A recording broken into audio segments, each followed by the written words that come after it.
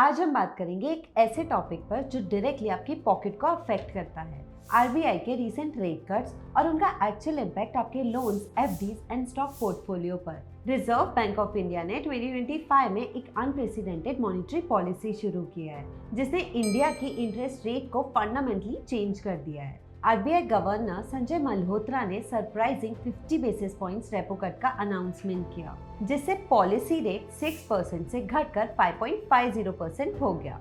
यह aggressive move market के expectation से कहीं ज्यादा था। लोग सिर्फ 25 बेसिस पॉइंट्स की उम्मीद कर रहे थे। ये फरवरी 2025 से तीसरी कॉन्जिक्यूटिव रिडक्शन है, जिसका क्यूमुलेटिव इफेक्ट 100 बेसिस पॉइंट्स का डिक्रीज है। करंट रेट अगस्त 2022 के बाद से कम लेवल पर है, जो क्लियरली आरबीआई की डिटर्मिनेशन दिखाता है इकोनॉमिक ग्रोथ को स्टिमुलेट करने के लिए।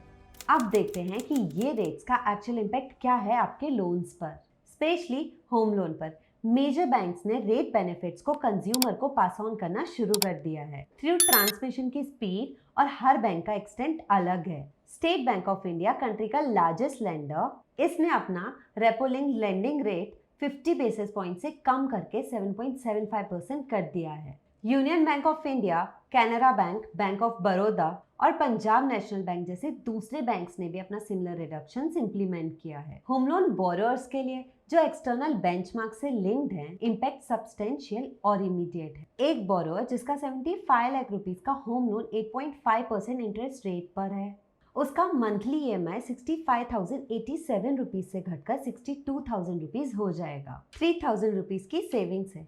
आरबीआई के रेट कट्स का सबसे इमीडिएट और visible impact fix deposit rates पर हुआ है, जो कंजर्वेटिव इन्वेस्टर्स और रिटायरीज के लिए सिग्निफिकेंट चैलेंजेस क्रिएट कर रहा है, जो फिक्स्ड इनकम इंस्ट्रूमेंट्स पर डिपेंड करते हैं। बैंक्स ने फरवरी 2025 से सिस्टमैटिकली एफडी रेट्स रिड्यूस कर दिए हैं। रिडक्शंस 30 to 70 बेसिस पॉइंट्स की रेंज में across different tenures. Existing FD holders के लिए गुड न्यूज ये है कि रेट्स डिपॉजिट टेन्योर्स के थ्रू आउट लॉक्ड रहते हैं, regardless of subsequent rate changes. However, investors जो रिन्यूअल या फ्रेश डिपॉजिट्स करना चाहते हैं, उन्हें लोअर रिटर्न्स की रियलिटी फेस करनी पड़ेगी। Declining rate environment conservative investors को फोर्स कर रहा है अपनी पोर्टफोलियो स्ट्रेटेजी रीएक्सेस करने के लिए।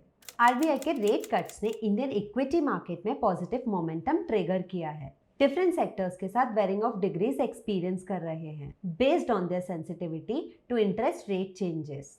रेट कट अनाउंसमेंट के दिन सेंसेक्स 747 पॉइंट सर्च करके 82,189 पर पहुंचा, जबकि निफ्टी ने साइकोलॉजिकली इंपॉर्टेंट 25,000 पॉइंट्स क्रॉस किया। इस चेंज इंटरेस्ट रेट एनवायरनमेंट में नेविगेट करने के लिए पोर्टफोलियो रीबैलेंसिंग क्रूशियल हो जाता है। इक्विटी इन्वेस्टर्स को फोकस करना चाहिए उन सेक्टर्स पर जो लोअर रेट से मोस्ट बेनिफिट करते हैं, including banking, long term growth के लिए real estate, automobiles and consumer discretionary companies. However, caution warranted है क्योंकि much of positive impact already priced इन हो सकता है करंट वैल्यूएशंस में।